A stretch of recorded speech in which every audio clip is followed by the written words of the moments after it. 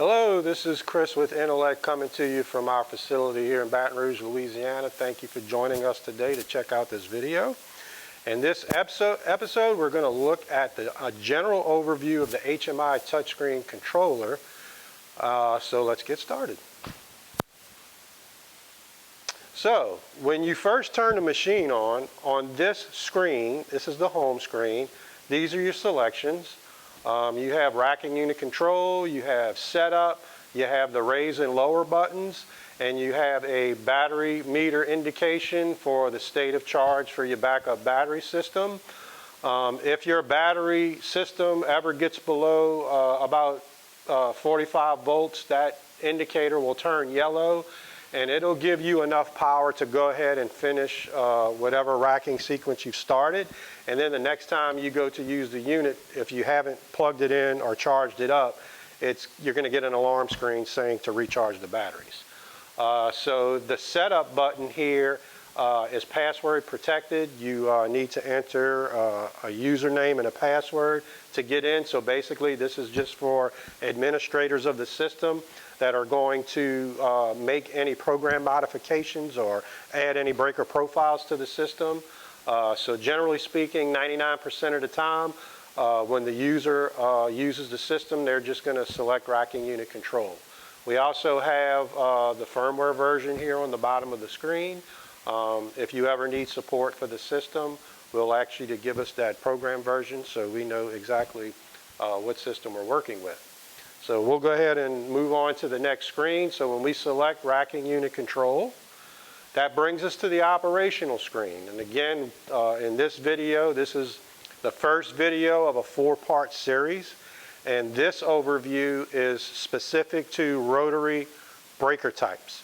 So all we're going to be doing is operating the system to rack the rotary type mechanisms from the connect to the disconnect position. So on this operation screen, you have rack breaker and manual operation. Manual operation is also going to be a separate video. We're not going to cover that today. We're just looking at the basic overview of a racking sequence. So you're going to select rack breaker, and when you make that selection, which is just our disclaimer that states by pressing the green button, you certify that you are qualified to rack and operate electrical circuit breakers. So when we select the green arrow button, that brings us to this screen. And here, this is what we call our parent screen. We can add up to 10 object buttons on this screen, and we can put specific verbiage, customize it to your facility.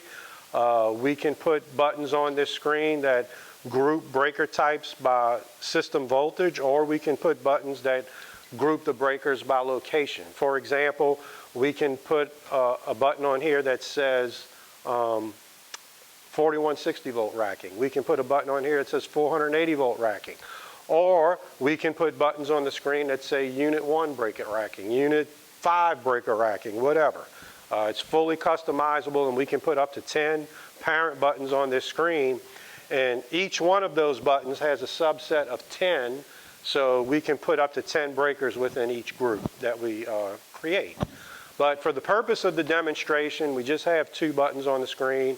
We've got one for medium voltage starter racking, and that is going to be covered in a separate video, part 2, 3, or 4, we'll see. But for today's demonstration, we're going to select the inoRAC3 inoRAC Shop demo breakers.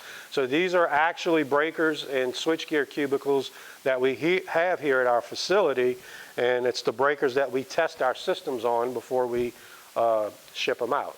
So if we select this button, it's going to bring us to the next screen, which is 3 different breaker types that we made available for this video. We're going to use this shop breaker GE AM 4.16250. That's a GE Magneblast breaker. What's unique about this breaker is that when it racks from the connect to the disconnect position, it actually goes up and down. Those of you that have this breaker type at your facility, you're very familiar with that. So when we select this button, that brings us to this screen. So this screen is actually just a confirmation of what we selected and the actual data that was loaded from the PLC for the breaker profile. So there's 3 pieces of information on this screen. It says you have selected and it actually gives you what was written on the button that you pressed. Underneath type in the middle section is the name that we give to the breaker profile that's stored in the PLC memory, and that data set has multiple parameters in it that are specific to the breaker type we're racking. The torque set points, the number of turns, when the system slows down, when it speeds up. There's about 12 or 15 different parameters that are specific. So this just confirms that what was loaded from the PLC is indeed what we pressed and what we selected. And then the third piece of information is apply accessory. And so we have two available spots to put accessory numbers, because the connection tooling that is required to interface with the racking screw on the breaker itself, we have the part numbers engraved on those tools. Sometimes it's a combination of parts, maybe an extension with a socket on the end, but if you have a site or you're at a facility where you have a number of breaker types and you're using a multitude of connection tooling, this is pretty helpful in identifying what tools you need for that particular breaker type. So we'll program that information in there when we set up the system for your site. So once we confirm that all this information is accurate, it's what we want, we select the green arrow and we go to the next screen. Okay, so this is where we actually connect the racking system to the breaker.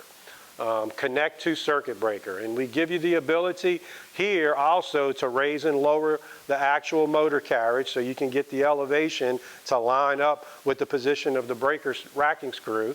And then we have the jog clockwise and jog counterclockwise button, so you can rotate the half-inch drive on the motor shaft to get it oriented with the tool that's connected to the breaker. All right, so once we confirm and we are physically connected to the circuit breaker, we go ahead and select the green arrow button, and that brings us to this screen. So what do you want to do? This is where you determine what direction the motor's going to turn or what direction you're going to rack the breaker. Very simple. You either select with the virtual toggle switch, rack to disconnect or rack to connect.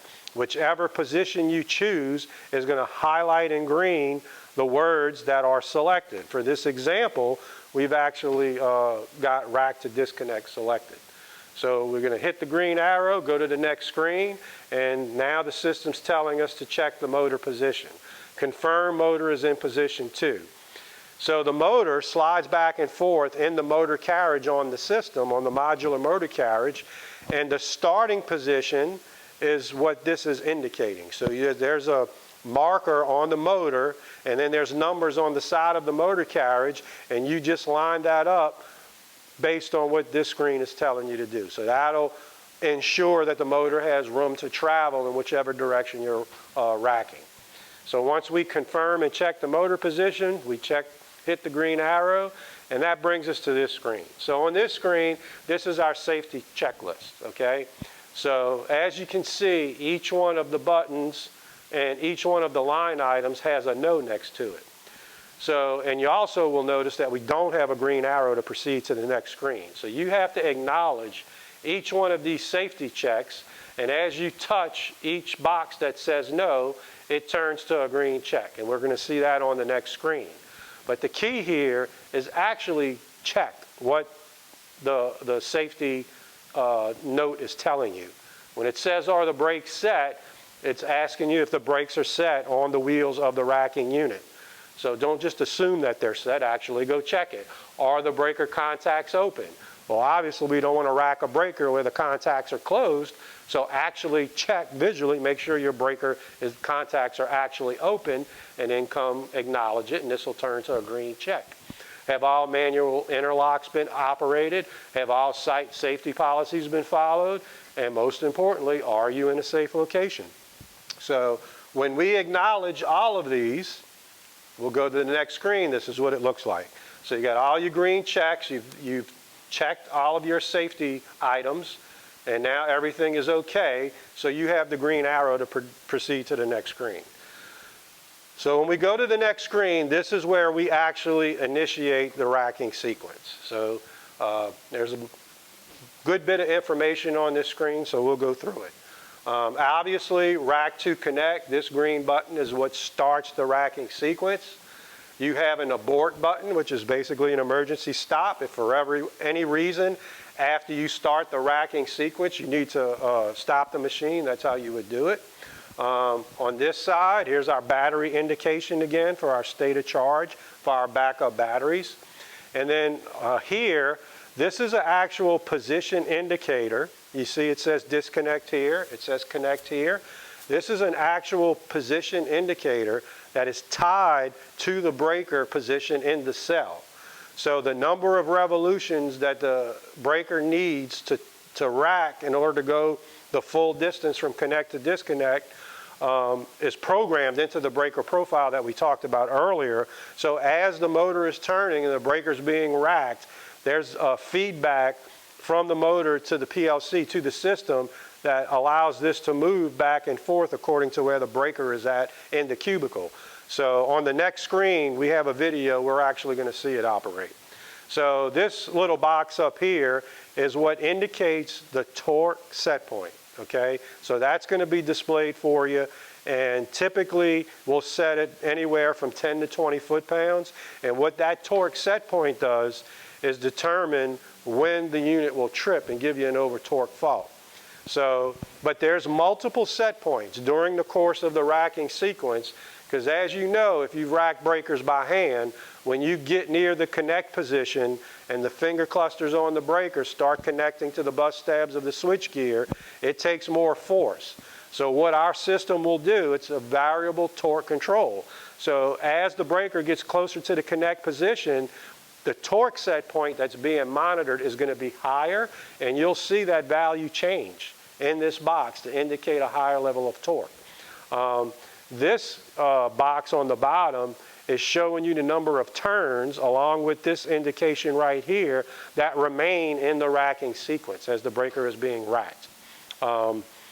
This indicator right here shows you the amount of torque that's being applied during the racking process. That's a real-time indication. The home button actually brings you back to the home screen if for any reason you don't get to start the racking sequence. You know, for any reason you hit the home button, it brings you back to the home screen. This little icon is for a graph that has some curves on it for torque, for speed. We're going to cover all of the items in that graph on a separate video, but for the purpose of today, we just want to give you an overview of the racking sequence itself. So we're going to go to the next screen and we'll actually watch the video of the system racking the breaker. Okay, so here we go. We're going to start the video. All right, so we select rack to connect. We had an engage and set procedure, and now the system is racking the breaker. So as the breaker is racking, you have this flashing racking indication. Now keep in mind, you have your controller, you're outside of the arc flash radius, somewhere away from the breaker. So this is telling you everything you need to know while the breaker is being racked. You see 15 right there for our torque set point.